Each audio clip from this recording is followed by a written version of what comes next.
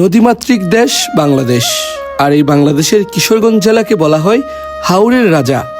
কারণ এই জেলার প্রতিটা পরতে পরতে লুকিয়ে আছে বিশাল বিস্তীর্ণ হাওর, যেখানে প্রকৃতি প্রতিদিন নতুন নতুন রূপে ধরা দেয়। এখানে হচ্ছে খাওয়ার জন্য নদীর একদম টাটকা মাছ। এগুলো নাম কি? এটা মাছ আমাদের, এটা হচ্ছে কাটা মাছ। এই যে এটা বাইম মাছ, এটা একদম নদীর তাজা মাছ ধরছে ওনারা। কাজলি মাছ না? এই মাছটা দেখছেন কত সুন্দর। এটা কি আপনারা ধরছেন? এটা হচ্ছে মিঠা মাছ আমাদের কিশোরগঞ্জের ভাষায়। এই বাইম মাছ, এটা বাইম মাছ, এটা হচ্ছে একদম নদীর তাজা বাইম মাছ। আজকে আমরা চলে এসেছি কিশোরগঞ্জ জেলার ভৈরব উপজেলার এক অসাধারণ সুন্দর জায়গায়, যার নাম মেন্দিপুর। কিশোরগঞ্জ জেলার একেবারে শেষ প্রান্তে অবস্থিত এই গ্রাম নদীর ওপারেই ব্রাহ্মণবাড়িয়া জেলা। আর এই অবস্থানের কারণে মেন্দিপুর শুধু একটি গ্রাম নয়, আশেপাশের অনেক গ্রামের মানুষের জীবিকার সাথেও জড়িয়ে আছে। বিশেষ করে মাছ ধরার জন্য এই জায়গাটি অনেকের কাছে খুবই পরিচিত। দূর থেকে যখন মেন্দিপুর হাওরের দিকে তাকাবেন, দেখবেন পানির উপর সূর্যের আলো চিকচিক করছে। মনে হবে প্রকৃতি নিজ হাতে এঁকে দিয়েছে এক অসাধারণ ছবি।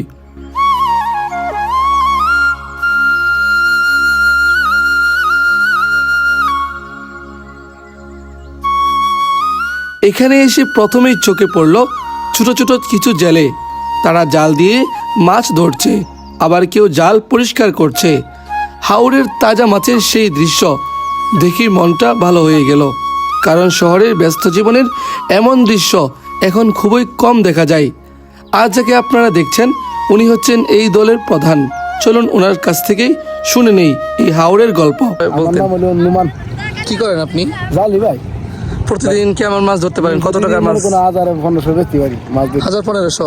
তো এটা কি আপনাদের প্রধান জীবিকা নির্বাহের মাধ্যম? আমরা জাল বেচি। অন্য কি কিছু করেন না? অন্য কোনো কিছু তোমার মনে করো গুরু আছে, গুরু ফালি বাইর থেকে তোমার কিস্তি করি। আচ্ছা, উনি হচ্ছেন একজন খাঁটি কৃষক। উনি ক্ষেত করে, তারপর হচ্ছে গরু লালন পালন করে, আর মাছের সিজন আসলে প্রতিদিন মাছ বিক্রি করে। মানে দিনের কয়বার মাছ ধরেন? মাছ তোমার মনে করো 3টা থেকে ধরে, সোয়ালে ধরে, সোয়াল থেকে লয়া 3 আনতো। কেমন মাছ এখানে ধরা হয়? তোমার মনে করো মাছ কে বেছে 2000, কে 5000, কে 10000। আমি এরা তো মনে করো বেরবা আর তোরা কাইন দেবা। আচ্ছা আচ্ছা, 1200-1500। আচ্ছা আপনারা এখানে না? আচ্ছা আপনারা যেখানে থাকেন মাছ ধরেন, আপনাদের কোনো অসুবিধা বা কোনো অসুবিধা নেই? এটা সবসময় সারা বছর মাছ মারতে, সারা বছর মাছ ধরা যায় না? এই গানটা মানে প্রতিদিন মনে করেন লাখ টাকা উঠতেছে। লাখ টাকা উঠতেছে? তো আপনারা যে মনে করেন যে এখানে অনেক মানুষ ঘুরতে আসে, অনেক জাল পাতে, নিম জাল পাতে, বেপাতে, না হলে 40টা না হবে না, আর 11 মাছ। এত মানুষ মাছ ধরে এখানে? মানে এখানে কোনো নিষেধাজ্ঞা নেই যে সবাই মাছ ধরতে পারবে না, এরকম কিছু নাই? যে কেউ এসে মাছ ধরতে পারবে? মাছ ধরতে পারে।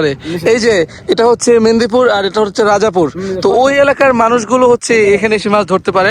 ব্রাহ্মণবাড়িয়া জেলার সরাইল থানার মানুষ এখানে মাছ ধরে মেন্দিপুরে এসে, বাট ওনারা কিন্তু কিছুই বলে না।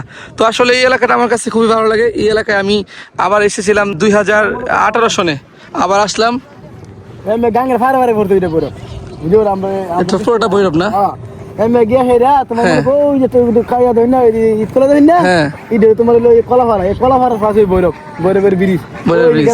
আচ্ছা আচ্ছা, ওই যে ওইখানে হচ্ছে ভৈরবের ব্রিজ, মেঘনা ব্রিজ, যেটা এখান থেকে খুবই কাছে। আচ্ছা আচ্ছা আচ্ছা, ভৈরব শেষ মাথা এটা। তো এখানে যে মানুষ ঘুরতে আসে, আপনাদের কেমন লাগে যে অনেক মানুষ ঘুরতে আসে? ঘুরতে আমরা মনে করি মাছ দিছি, তোমার মনে করে তোমার মনে করো 500 টাকা। হ্যাঁ, মাছ মনে করেন আমরা 600 বিচে লাগে। আচ্ছা আচ্ছা, আপনাদের বিচে লাগে এরকম, মানে এটা তো অনেক ভালো একটা দিক আপনাদের। তারপর আমরা এগিয়ে গেলাম মেন্দিপুরের আরো ভেতরের দিকে।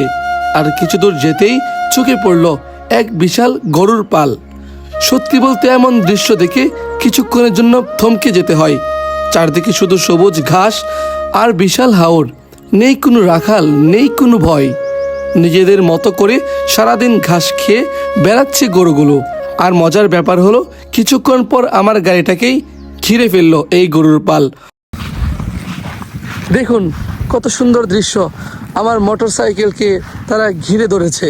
মনে হচ্ছে মোটরসাইকেল দিয়ে আমি আর এখান থেকে বের হতে পারবো না। তারা এইভাবে তারা ঘিরে ধরেছে আমাকে। চারপাশে শুধু গরু আর গরু। কত সুন্দর একটি জায়গা।